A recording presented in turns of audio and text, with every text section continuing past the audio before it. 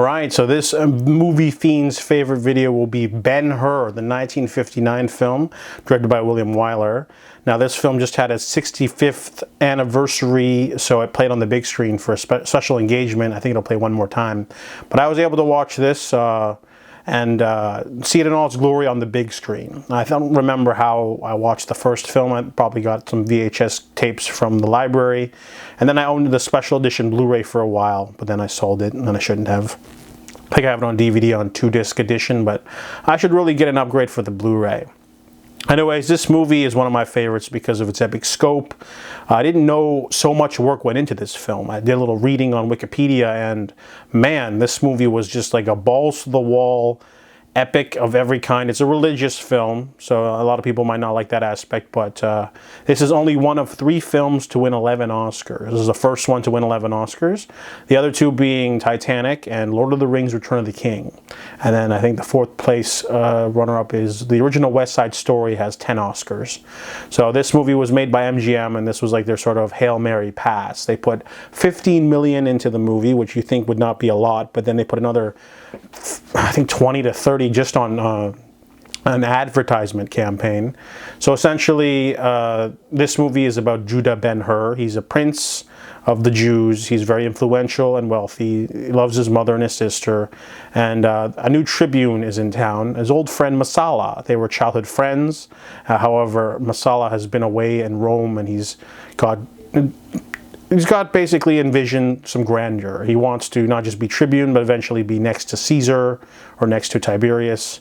They essentially butt heads because Messala wants Judah to, narc on his friends, essentially, and Judah won't do that. He wants Roman rule to leave. This movie was a sort of precursor to any epic film, fantasy, sci-fi that has an evil empire. Obviously, the Roman Empire was real, but this movie would set the forefront for Star Wars.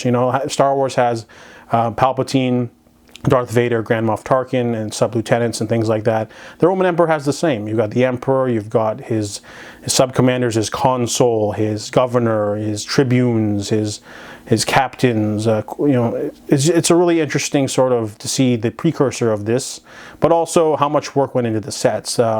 They spent $1 million of that budget to hire 1,000 people to spend a year digging a giant hole in a quarry so they could build the Colosseum for the chariot race. For one action sequence, they spent most of a year training like 800 horses and hiring all these extras to be there, and they had to have immaculate stuntmen come all over, and they had to design a special car to drive really fast so they could film from the car and follow, be in front of the horses for all the... It took 5 months to film that chariot sequence. It's sort of the physical climax of the film. It happens in the second half, and then there's an emotional climax at the end. And there's also the amazing galley slave sequence, which is my favorite sequence of the film.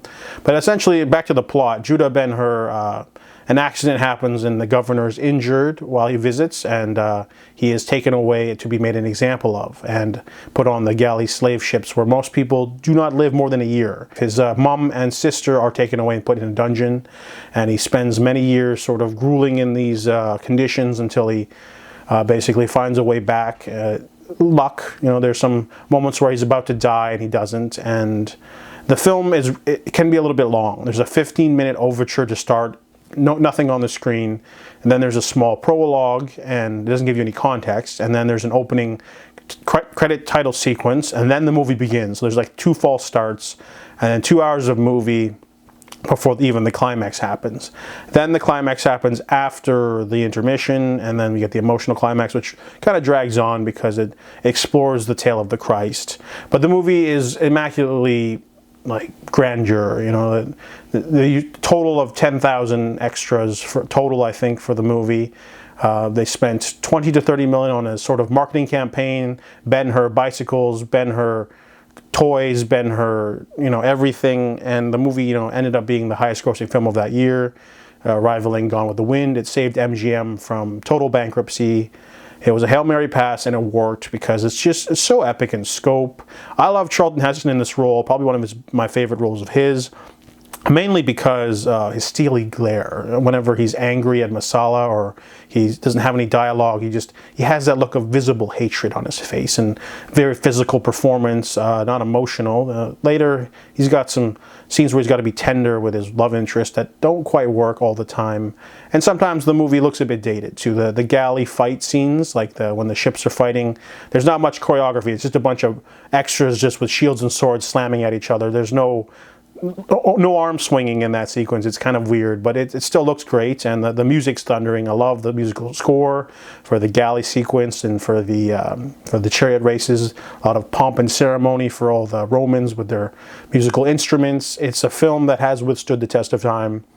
They tried to remake it in 2016, and I don't think people like that one. It's only like an hour and 45 minutes. I didn't even watch that one. I refuse, because this is the ultimate version. I really like the actor who played Quintus Arius as well. He's really great. He's like one of the few that can stand with Charlton Heston besides Jack Hawkins.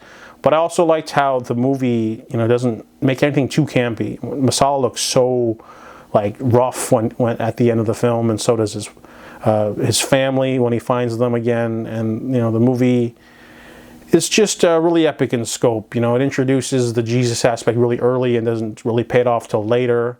And yeah, it's a very tender, explosive, amazing action sequences. It's definitely something that's very special, and that's why it's a MovieFiendz favorite for me.